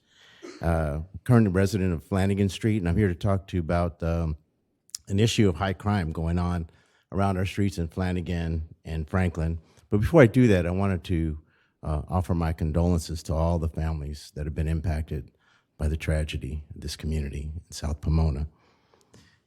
So to continue, we are here. I'm here on behalf of many residences in our street there on Flanagan Street, and we need to get a better understanding of what the police are doing about the crime that's going on. We seek more and better communication with Pomona PD so that we may share and compare notes what's going on, what we see, what they know. There appears to be a well-organized market for stolen parts and cars in and around our community. The criminals now are unabashed and brazen in broad daylight, stripping cars and leaving them near and around Franklin and Flanagan streets. And many of the response we get is that, what can we do? We can't do anything. There's nothing that we can do. I can't believe that that's where we're at. In August, when I was walking the streets in 2022, my neighbor on Franklin told me that he gets ripped off frequently, porch pirates, he says, causing a major impact on his home. He told me that he showed the police his video that he captured the criminals actually taking his package. The police told him there was nothing they can do. Is that really where we're at? Is that really the last line for us? On January 30th, my neighbor's MacBook was stolen. He had some money stolen out of his car. Just a few days ago, the criminals returned to his car, and they caught on camera, by my neighbor's going to be speaking after me, showed that there was two cars that pulled up, one in front, one in back of him, and literally were about to do something again to his cars. I left you with a note also by my other neighbor, Mike Mendes. His house has been broken in 2 times in just the last month, and the cops are not taking any fingerprints. There doesn't seem to be any investigation. We know that can't be the case, right? We know there's got to be something else going on. And I'm here to ask this council's assistance in trying to get an appointed person from Pomona PD to come to our neighborhood and talk to us about what's going on, and we'll share with them what we know, and let's figure out what's going on. So we need to be working together a lot more. We seek your help in this matter. Thank you very much. Thank you. All right, John Perez, you're up. And then Brent Parker. Did I get the last name correct? Yeah. Okay, my apologies. Yeah. Welcome, sir. Good evening, Mayor, City Council. Like you said, my name is John Perez, and I am Larry Ortega's neighbor. And we have seen a high increase in crime in the area. I usually get up every morning to go to work, and every morning I'm calling the Pomona Police Department to run a plate. Comes back stolen. If it's not being left on Franklin, it's being left on Flanagan or Decker. I have cameras in my house. We've caught them coming in. We call the cops. Sometimes they don't come in. Sometimes they don't come. But above and beyond that, I have to extend my condolences for everybody. I've lived here 30 years now. I grew up in an area in Pete Rivera as well. High crime, I've lost a lot of family members. And I can see that what we've been doing is not working. And I think we all need to get involved to help these young kids. I have 2 daughters, some grandkids, and I don't want nothing bad to happen to them. So what is it that we need to do to push you guys or to help us to get involved so that we can stop all this violence, all this stuff? Because that's where it starts. It's starting with them coming into the neighborhoods, breaking into cars. And again, right in broad daylight, going into my neighbor's yard. And like they said, we'll call the cops, and like they said, there's nothing they can do unless they get caught. But what is it we need to do to push you guys or to get some new programs so that we can, stop all this senseless violence? Thank you for your time. Sam? All right, and then our final speaker, Nora Jacob. You're up, sir. Just to give everyone a heads up, going to take a 5-minute break after this, and then we'll come back, okay? Welcome, sir. Hello, everyone. We have a big transparency issue with the police department, and it's several areas. The California Public Records Act. We have the head of records. Anything that has anything to do with the police, they pass it along to Corporal Patagan. He's part of the internal affairs, and he's never even read the, he thinks SB 1452, which is a Senate bill, he thinks once it passed that's actually a law, but he doesn't realize that you got to read the code, and once Senate bill gets passed, it gets mixed in with several other items that include Proposition 59, which talks about our right to be able to see what the police department's doing, and they're giving denials within the Pomona Police Department policy manual. They're supposed to, when they give a denial, they're supposed to list every single person who's part of that process of denying. They're not.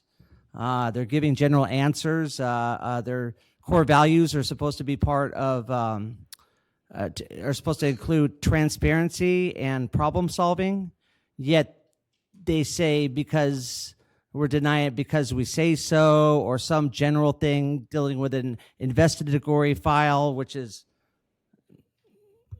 not right. And worst case scenario, I get it. They're not attorneys, but I don't know how hard it would be to seek counsel with the city attorney to get this information. But this transparency issue is real wide ranging. Let me read my arrest report for music. Suspect Parker began to talk about the Pomona City codes in regards to loud noise. It was strongly, thoroughly explained to S. Parker that we were going off 415 PC, disturbing the peace, which is the state statute, and it's their discretion. I can't even go back in my backyard because I've been trying to get from Chief Ellis an objective measure of sound, and all they're giving me is subjective. And I've contacted him. I've emailed him 3 times in the last 9 months, and each time he's ghosted me like an ex-girlfriend. Thank you. All righty. If I can go ahead and have Nora Jacob, so please come on up. This will be our final speaker on non-consent items. Thanks. Good evening, Mayor, council members. I'm here on behalf of Justice for Youth as the Restorative Justice and Care Supervisor to kind of take us to the close of what Eric began this evening. We talked about all the things that are painful, our condolences, our broken hearts for our community. So now we have some specific recommendations that we'd like to ask of you. First is to quickly finalize the shared use agreement with Pomona Unified School District so that school gyms and facilities can be made available to our youth by March. Yeah, it's February. We're asking by March. Justice for Youth and CBOs in the community are willing to run open gym nights to keep these youngsters off the streets. We're ready. Second, quickly activate unused teen and community centers through partnerships with CBOs. Places like Kennedy, Renacimiento, White, Willie White, La Casita, and so on, also by March. My team, the Restorative Justice and Care team for listening circles, we've been ready for 4 months, so anytime.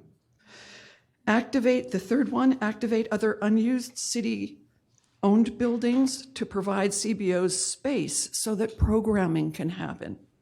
This will decentralize services, which is important for a city this size, and reach those across the city, again, by March. Fourth, improve workforce development opportunities for youth. Innovate so that we reach the highest promise youth. And finally, continue to improve our parks, especially skate parks and sports equipment. Eric's very clear about making himself available to you, so are we all. There's a chunk of, just nod your heads. Okay, Justice for Youth. Eric's asking to meet with you. Any others of us from Justice for Youth, we would love to meet with you at our earliest opportunity and yours. And we ask that you consider calling a special council meeting to discuss these things by next week. We know that this is an unusual request, but honestly, it's February already, and we'd like to see this happening in our community by March. Thank you so much. So, thank you, Honor. And just looking at all the recommendations that you made, I can tell you the joint use agreement with the school district, as I understand it, is supposed to go before their board. The first or second meeting, I believe it's the first meeting for PUSD, which is obviously significant, and we are committed to it. So there's no one on our end that says we don't support that. We fully support that. All the other things, I don't think anybody here on the council wouldn't support any of those. So we certainly can meet, but there's nothing that you said in my mind that would prevent us from moving forward on what you've proposed. So I just want to make a statement. I can't speak for my colleagues, but I think some of the heads nodding will show you that we are committed to taking those steps. And in fact, there's a number of examples in which we've partnered with community organizations to use public facilities, both permanently, but also in terms of recreational use. And we are committed to doing that. So I'd like to get a copy of what you've proposed, and I'd be happy to meet anytime. But I will tell you that we're certainly committed to what you've proposed. Thank you. And I'm sorry I'm going to be brash, but can we have a special meeting just for this so that the young people in our city have something to hold on to? Nora, there are 2 meetings in February. Okay. There's a meeting today, and then there's a meeting on the 27th. Okay. There's a holiday. That's the reason why we moved the meeting. Yeah, that's right. I am happy to work to set up a meeting, whether it's a study session or a special session, right, with you and the organization. But I want to make sure that we be inclusive of those who are doing this work.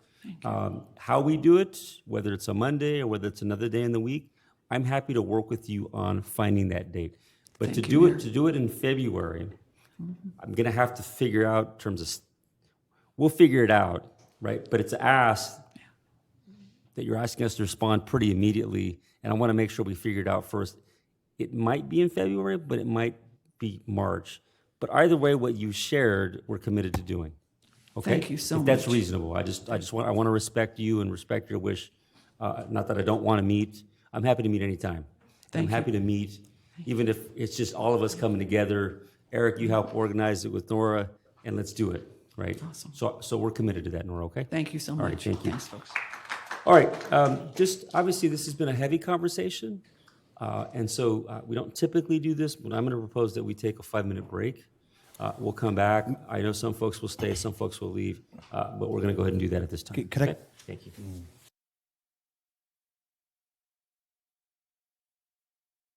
Alrighty, I'm going to turn it back to our city clerk. Thank you, Mayor. Okay, our next item is the consent calendar. All matters under the consent calendar may be enacted by a single motion without separate discussion. Discussion or a separate vote on any item is desired by a council member. That item may be removed from the consent calendar and considered separately. All consent items pulled for discussion will be limited to 5 minutes. If they're not enacted upon within 5 minutes, the mayor will move that consent item to the end of the agenda after consideration of the public hearings. Do we have any speakers on any of the consent items? I thought that was the answer. Okay. Any council members who wish to pull the consent calendar item? If not, I'll be happy to entertain a motion. Move to approve. All righty, let's do a roll call vote. Nolte? Yes. Preciado? Quick comment, Nolte, I'm excited for you and your vice mayor appointment at number 2. And yes is my vote. Garcia? Congratulations, Vice Mayor Nolte, yes. Ontiveros Can Cole? just real quick, can we just make sure that he gets all of the additional responsibilities that he has now as vice mayor? Absolutely. Thank you, very good, Hardy. I'm sorry, Ontiveros Cole? Yes. Lustro? Yes. Torres? Sandoval? Yes. Thank you. All righty, we'll move to the next item.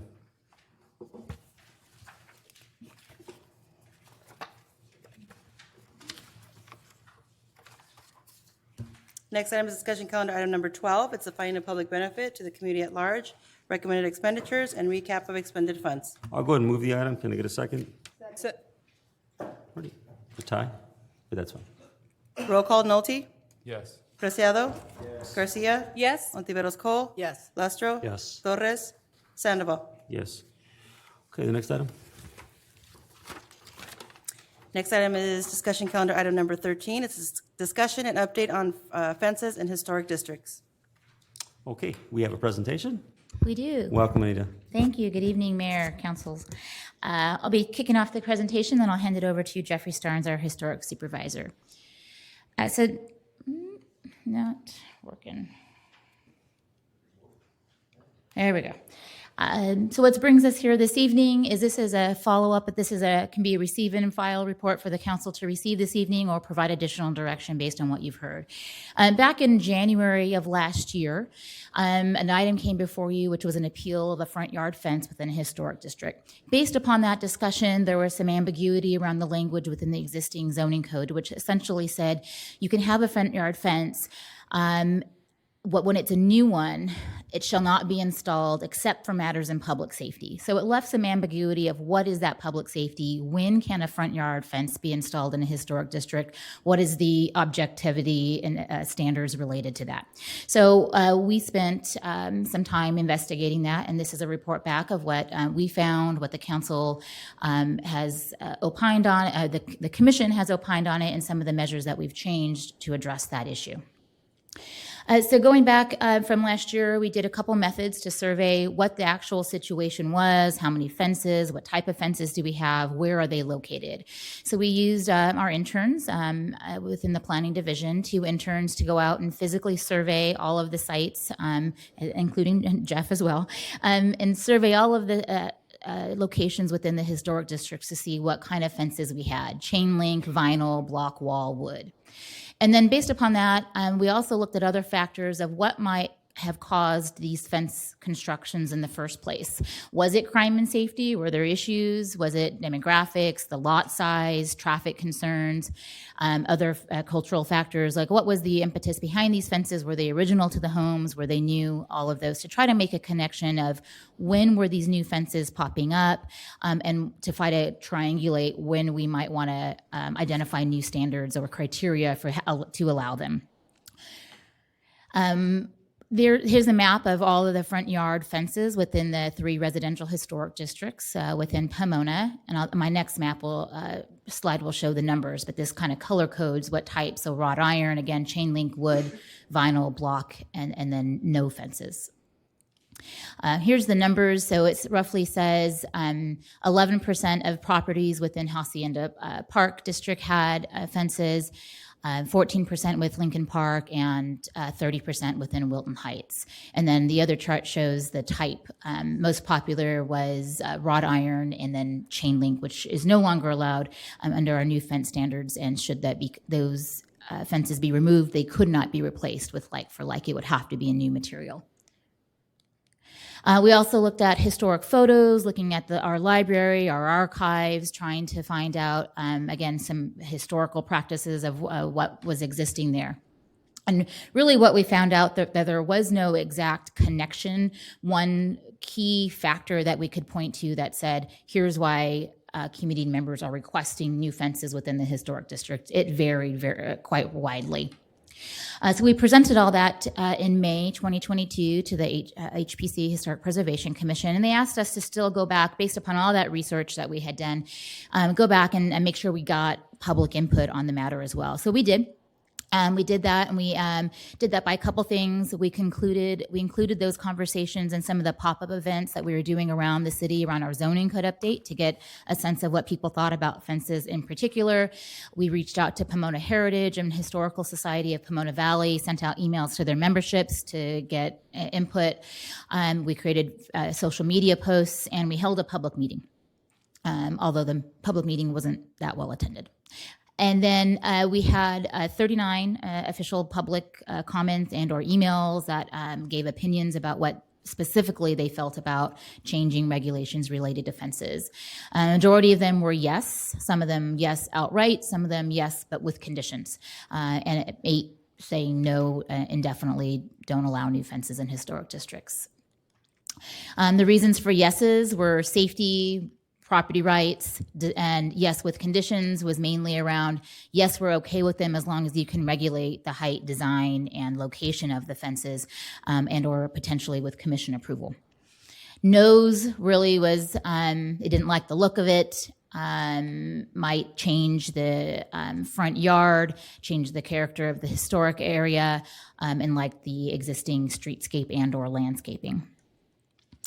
So we returned back to historic preservation late last year, and had a lengthy discussion about all of those factors, and the commission voted 5-2 to ultimately allow fences in the front yard area as long as they were appropriately designed. And then we asked staff to then create fence design standards to regulate that. So what we ended up with is a recommendation to ultimately change the zoning code. It is not changed yet. It would be included in the code language that would be brought forward this summer within the zoning code comprehensive update. And that would be to allow front yard fences in historic districts if they meet the design standards that Jeff's going to walk you through in just a moment. And then secondarily, again, those guidelines. So we designed we created design standards and guidelines based on architectural style and proposed a system of staff level review if they met those standards outright, up to 3 feet in the front yard. And if they didn't, or if they deviated from those standards, it would have to be a major certificate of appropriateness, which would go to the commission for review. And so that is where we ended up, and I'll have Jeff walk you through the standards that he designed, and then we'll be available for any questions. Jeff? Thank you, Mr. Mayor and members of council. So, as Anita said, we did some general standards, height, setback from the street, things like that. But then what we really did was take the 6 most common types of wall requests, fence and wall requests that we get, and then we compared it. As we were doing our design guidelines, we identified every style of architecture in the city of Pomona. And so what we did is we took those 6 fence types and we went through and compared it to every style of architecture to determine what's appropriate for what style. And with every historic property, we know what style of architecture they have. So if someone comes to the counter, we can actually tell them this is appropriate for your style of architecture, whether some have one choice, some will have several, as you can see. So in the wood fences, this is one example. We start with, up at the top, there's some actual design standards. Generally, they refer back to other things on the page. We then went through and identified the 5 different normal styles of wood fences, and then looked at which kind is appropriate to which style of architecture.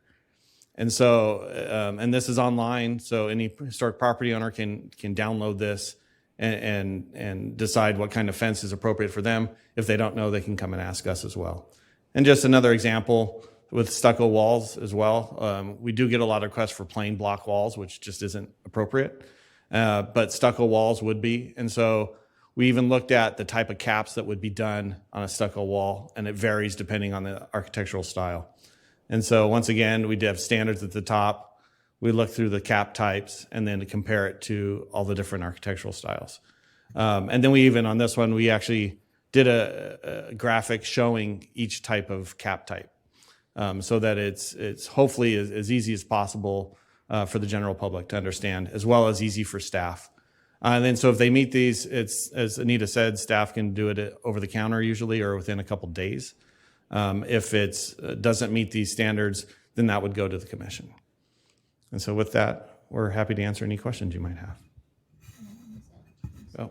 And then I'll just add 2 quick comments is that these guidelines that you just saw, one, we've gotten a lot of kudos from the State Historic Office of Preservation, and we're one of the very few in the state to have such a comprehensive design guidelines because it's by chapter, it's fences, it's windows, it's roofs, there's several chapters, 5-6 chapters.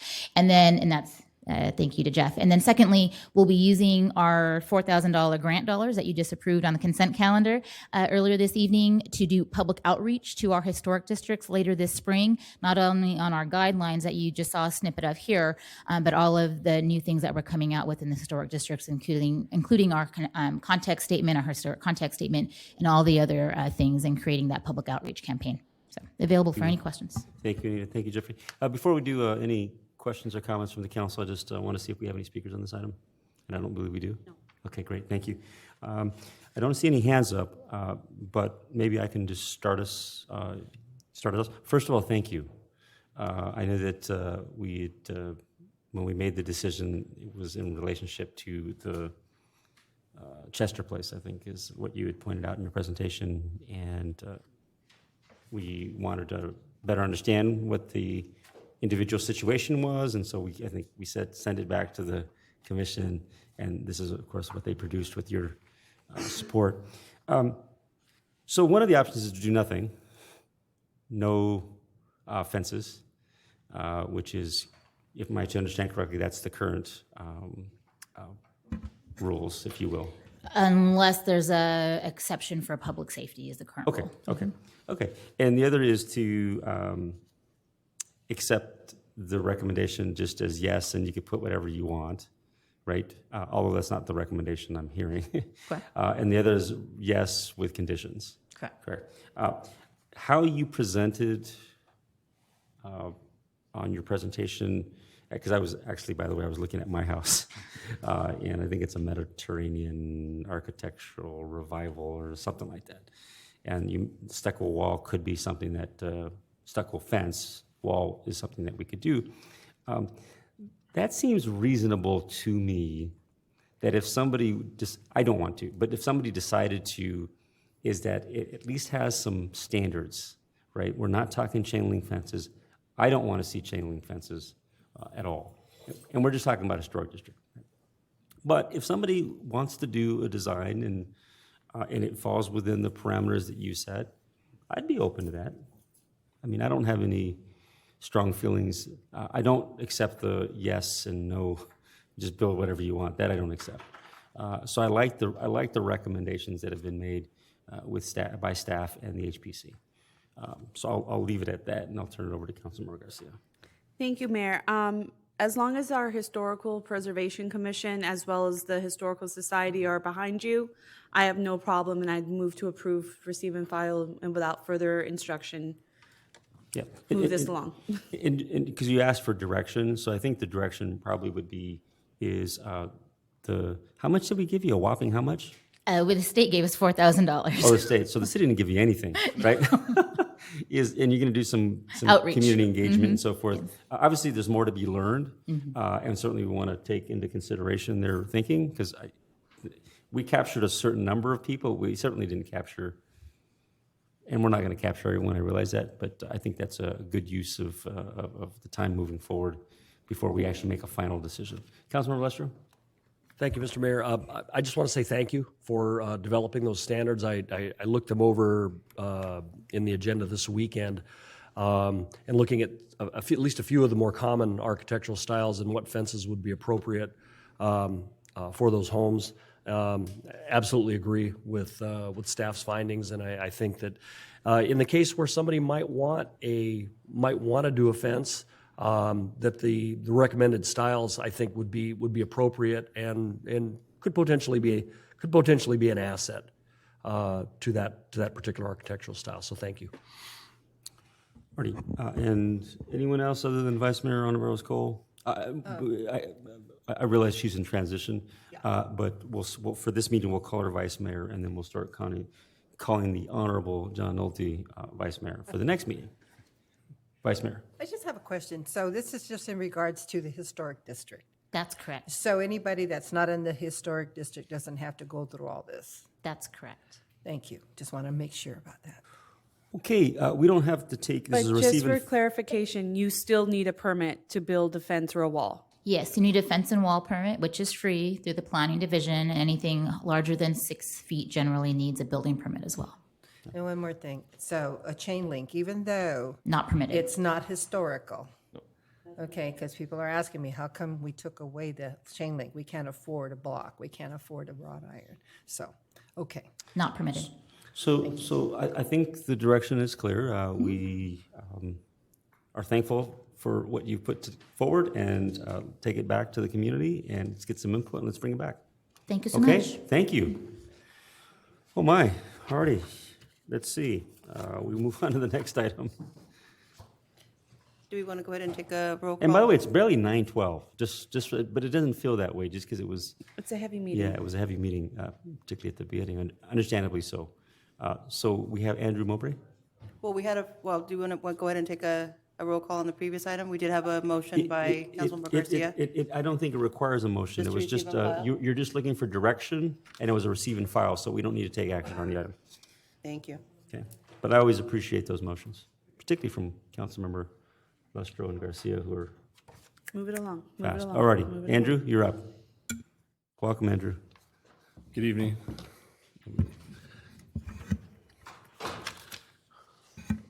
Good evening, Andrew. Just getting my notes out. All right.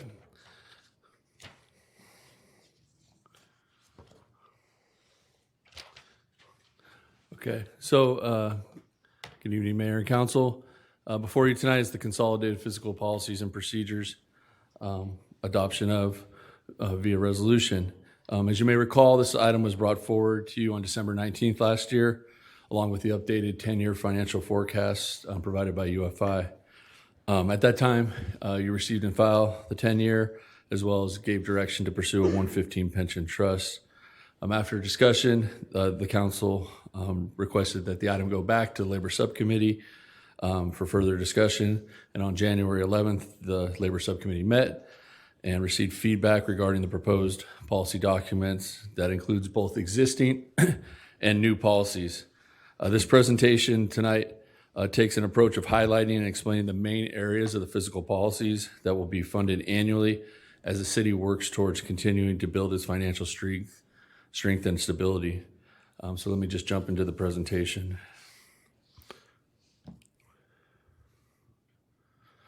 Okay, so just a recap before you tonight, we'll be amending the current fiscal sustainability policy, amending the current fund balance policy, developing new council policies and staff administrative physical procedures that currently exist, just building them into this cohesive document, and then providing follow-up to the December 19th City Council meeting regarding the policies.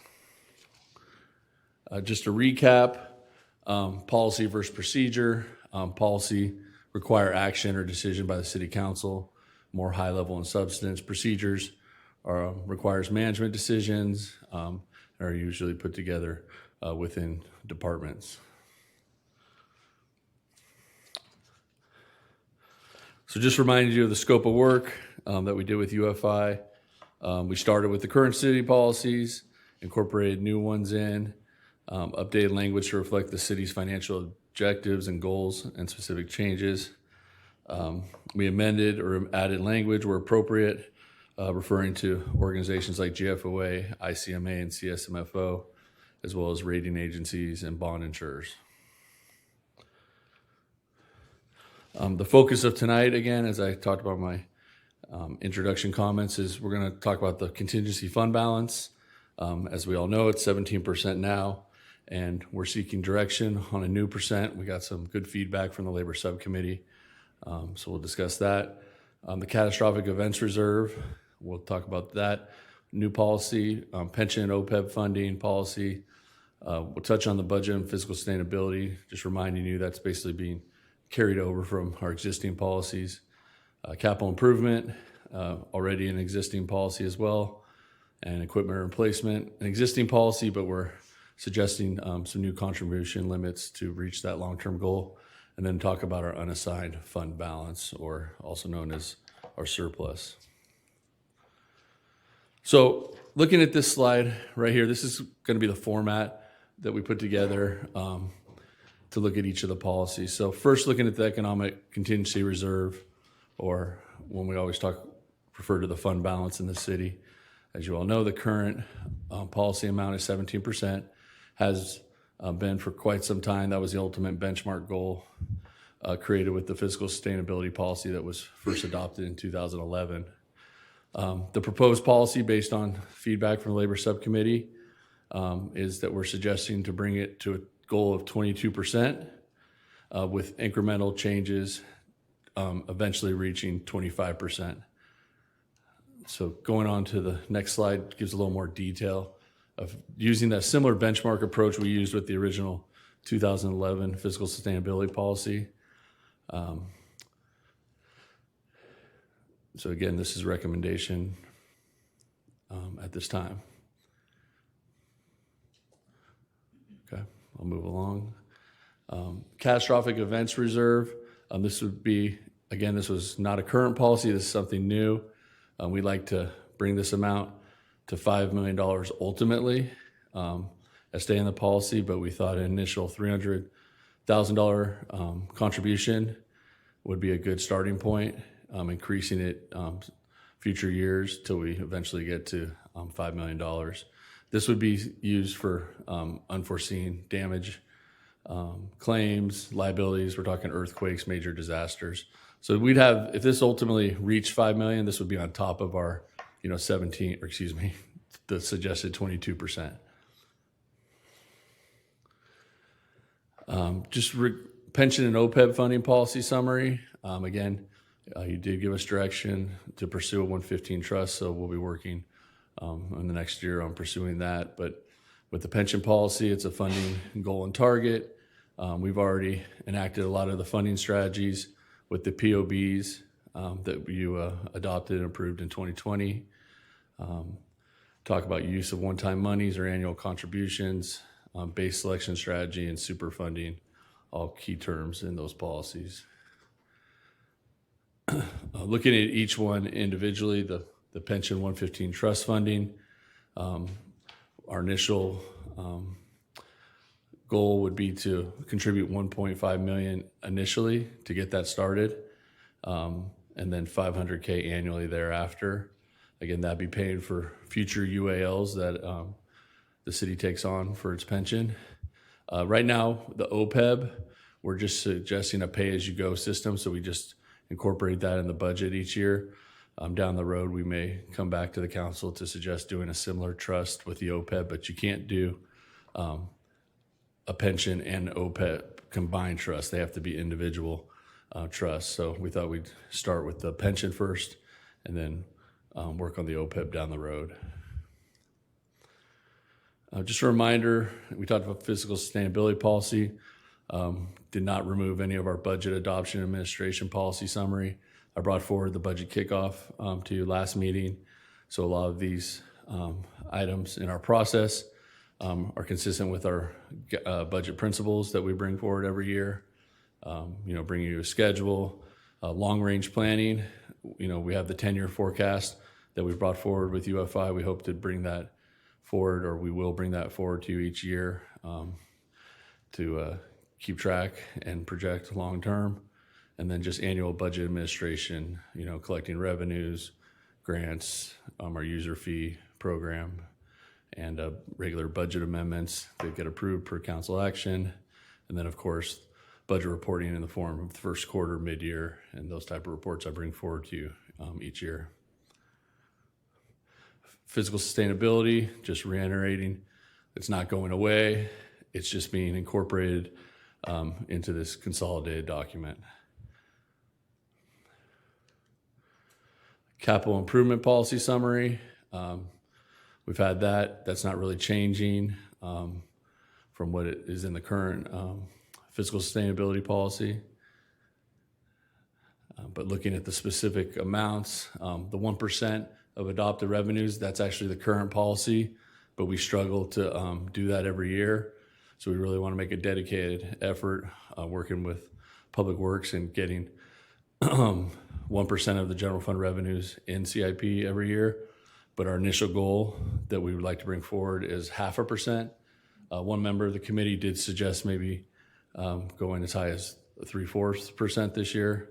So again, a lot of this, when we get into the scenario example or the hypothetical example, we'll talk about the contribution limits and how we plan to bring that forward to you as part of the proposed budget. Equipment replacement funding, similar to the CIP. It's been in the fiscal sustainability policy, but we haven't had a specific goal amount. We have been making contributions towards it, but we would like to make an effort to get at least $100,000 a year, initially increasing that to $400K to build up that fund and get a vehicle replacement, equipment replacement fund going to annually replace based on a useful life of vehicles and equipment. And then the unassigned fund balance surplus, we had a lot of discussion at the last meeting, so I wanted to point this out. And so when we have these surpluses each year, or we have had these last few years, we may come forward and recommend using those fund balances towards long-term items such as OPEB, bond debt, lease obligations, or facility and infrastructure improvements, equipment purchase. So basically these policies that we talked. So this would be money on top of that. But I just want to reiterate, as the language states, the city manager may recommend. It doesn't mean you're approving that this is going to happen. And if we did bring this forward, we'd have to bring it via resolution for your approval. And then when we say the city shall attempt to achieve this following balance, again, this is a suggestion of a way that we may bring forward, a suggestion to use a fund balance if we did have one at the end of each fiscal year.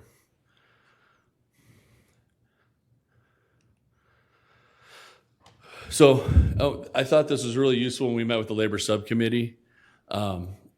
It's a hypothetical example, and I'm going to stress that word probably as many times as I can, because these are not real numbers that are footnoted with the footnote number 1. I know it's a little small in this, but I do not know what the 23-24 budget is right now. I picked a number of 151, which is about $10 million more than our current budget. Again, I do not know anything at this time. But I did use the actual fund balance of the last audit, $49.7 million. And I just said, maybe at the end of this fiscal year, again, not knowing anything yet, that we could have a $2 million surplus, let's say. So then we'd be up to about 51.7. Then I take what I'm projecting, or hypothetically a $151 million budget. Those items on the right under that column that says annual contributions would be built into that 151 million. So that'd be for the catastrophic event, the equipment replacement, the CIP, the trust.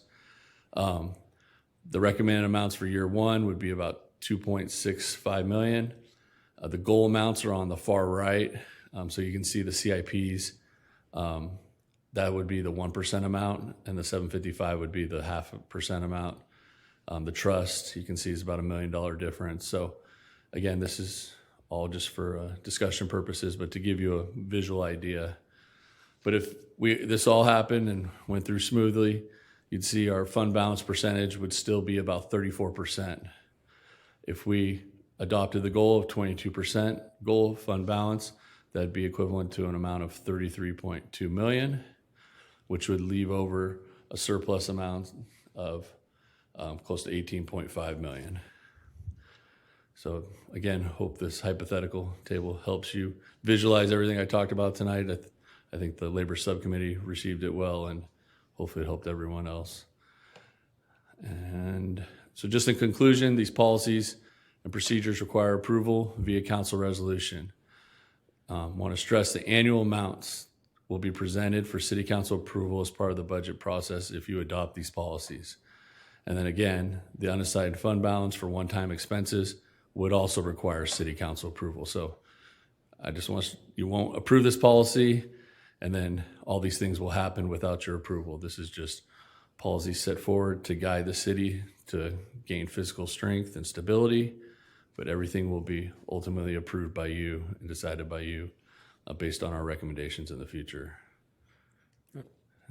And that concludes my presentation. Thank you, Andrew. Before I go to Councilmember Garcia, can you tell us with certainty what our surplus will be this year?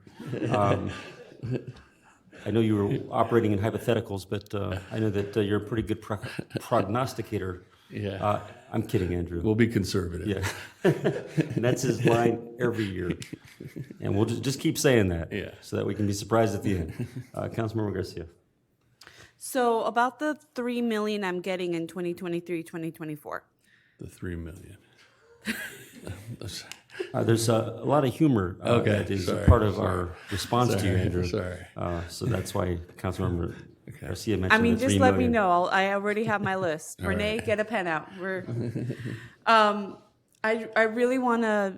I want to thank you. I think you took all of our concerns and comments from our last meeting and really brought it to the labor subcommittee and created a wonderful document that we can get behind. I do want to express support for the 0.75% CIP project, initial now rather than later. I do understand why the 0.5%. As you said, we are trying to be financially sustainable and fiscally responsible and conservative in our numbers. But I would support the 0.75% now rather than later. That's really all I have to say. I know that we have some other budget items coming before us, and I look forward to seeing them. But thank you for this. Oh, I lied. There's one thing. At some point in 2026, when we reach the 25%, what if we're doing incredibly well as a city, and we are consistently saving more than that 25%? Is there at any point going to be a question of coming back to council and saying, maybe we should bump this up by another % or two so that we can be 26, 27, 30% in fiscal reserves and financial reserves? I mean, anything's possible, so I'm happy to bring forward it based on council direction. That is the only time I will ever hear you say that. Can you deconstruct possible for us? Yeah. Thank you again, Director Maubrey. I appreciate it. And again, right now, I would support a 0.75% initial savings. Thank you. Thank you, Councilor Lestro. Thank you, Mr. Mayor. Unlike my esteemed colleagues, I'm not going to hold you to any of these numbers. But I support the recommendations, Andrew, that you presented with respect to the fund balance, catastrophic events fund, the 115 trust, equipment replacement. And I thank my colleague, Councilmember Garcia, for advocating for the suggestion I made at the subcommittee to go to 0.75% for CIP. We're just I suggested that I mentioned in the meeting because we're just so far behind. We have so many projects that need to be done and that our community wants to have done and everything. And I think that by bumping it by an extra 0.25%, I don't think is going to break the bank and will give us a little bit more cushion with respect to the one-time expenses of CIP projects. But thank you for all the work that you've done on this, and appreciate your help. And I hope your hypotheticals come true. We just ask that your next report come back with factual numbers. Thank you, Andrew. I'll go ahead and move the item with the recommendation to do the 3/4 as opposed to half. Second. Okay, let's do a roll call vote. Nolte? Yes. Preciado? Yes. Garcia? Yes. Ontiveros Cole? Yes. Lestro? Yes. Torres? Sandoval?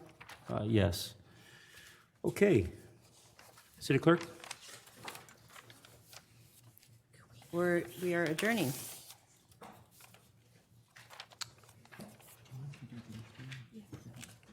Okay, we're actually going to go back into closed session. Okay. So we won't adjourn the meeting, but I don't think we will need to report out, do we? I would suggest, Mayor and council members, if you do not believe you'll have reportable action this evening, then you could adjourn from here and just let the public know that you'll be adjourning. Okay. We could advise the city clerk of the time of adjournment. She can put that in the minutes. Okay, well, we'll go ahead and adjourn and to our next meeting on February 27th. And we know that closed session starts at 5:30 p.m. and open session starts at 7 p.m. Thank you, everyone. Have a great rest of your evening.